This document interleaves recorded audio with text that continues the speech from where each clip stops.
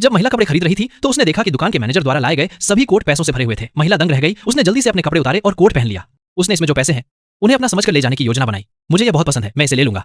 लेकिन दुकान के मैनेजर ने कहा कि कोट बहुत बड़ा है और उसके लिए उपयुक्त नहीं है, उसे उसके लिए एक छोटा साइज बदलना होगा। यह देखकर महिला ने जल्दी से पुराने जमाने की चिली सॉस की एक बोतल निकाली। उसने सारा पानी अपने ऊपर उड़ेल लिया, जबकि दुकान का मैनेजर ध्यान नहीं दे रहा था। फिर उसने कहा कि उसके कपड़े बहुत छोटे और गंदे हैं, लगता है उसे ये खरीद नहीं होंगे। लेकिन उसे उम्मीद नहीं थी कि दुकान का मैनेजर कहेगा कि उनके कपड़ों में तनाव रोधी गुण है, उसे बस उन्हें साफ मिलता है। लेकिन वो साथ में उन्हें कहा के लिए करना था, इसलिए उसे चिंता करने की जरूरत नहीं थी। फिर वह मुड़ी और कपड़े ढूंढने में उसकी मदद करने लगी।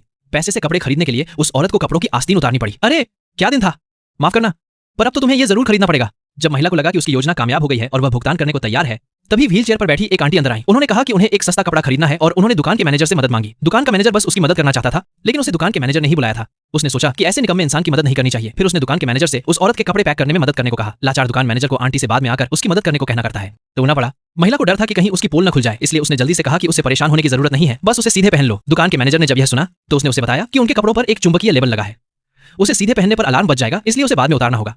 प्लीज हमें सपोर्ट करने के लिए सब्सक्राइब जरूर करें, धन्यवाद। शक से बचने के लिए महिला सिर्फ अपने कपड़े उतार सकी। फिर उसने सावधानी से अपना कोट उतारा और दुकान के मैनेजर को दे दिया। उसे डर था कि दुकान के मैनेजर को अंदर पैसे मिल जाएंगे, इसलिए वह दुकान के मैनेजर के पीछे पीछे कैशियर के पास बिल चुकाने चली गई। लेकिन उसे उम्मीद नहीं थी कि कपड़ों की कीमत एक 500 युआन थी, लेकिन उसके द्वारा लाए गए पैसे पर्याप्त नहीं थे, इसीलिए उसे दुकान के मैनेजर से इंतजार करने के लिए कहना पड़ा। फिर वह चुपचाप आंटी के पीछे चल दी। उसी समय दुकान के मैनेजर को भी कोर्ट में पैसे मिल गए। तभी उसे समझ आया कि औरत कपड़े क्यों पकड़े हुए है, इसलिए उसने अनजाने में ही निगरानी कैमरे पर नजर डाली। लेकिन संयोग से उसे पता चला कि औरत विकलांग आंटी का बटुआ चुरा रही है। यह देखकर दुकान के मैनेजर के मन में एक उपाय सूझा। महिला को कपड़े मिलते ही उसने बिना किसी हिचकिचाहट के दुकान के मैनेजर को पैसे दे दिए। दुकान के मैनेजर ने भी कपड़े पैक करके उसे दे दिए। महिला ने कपड़े उठाए और जल्दी से भाग गई। तभी विकलांग आंटी ने कपड़े उठाए और उसे पैक करने में मदद करने के लिए कहा। लेकिन दुकान के मैनेजर को लगा कि इतने सस्ते कपड़े इतनी अच्छी पैकिंग के लायक नहीं है। आंटी ने पैसे देने के लिए अपना बटुआ निकाला तो उन्हें पता चला कि उनके पैसे गायब थे और चोरी हो जाने चाहिए थे। लेकिन दुकान के मैनेजर को लगा कि वह इसे बिल्कुल भी नहीं खरीद सकती, इसलिए उसने कपड़े उठा लिए। दुकान के मैनेजर को यह बिल्कुल बर्दाश्त नहीं हुआ, इसलिए उसने खुद ही कपड़ों के पैसे चुका दिए। फिर उसने बैग अपने सिर पर रखा और दुकान के मैनेजर से कहा कि उसने इस्तीफा दे दिया है, मेरा मूल्य तुमसे बहुत अलग है। इतने में महिला जल्दी से वापस भागी। पता चला कि जैकेट में रखे पैसे गायब थे।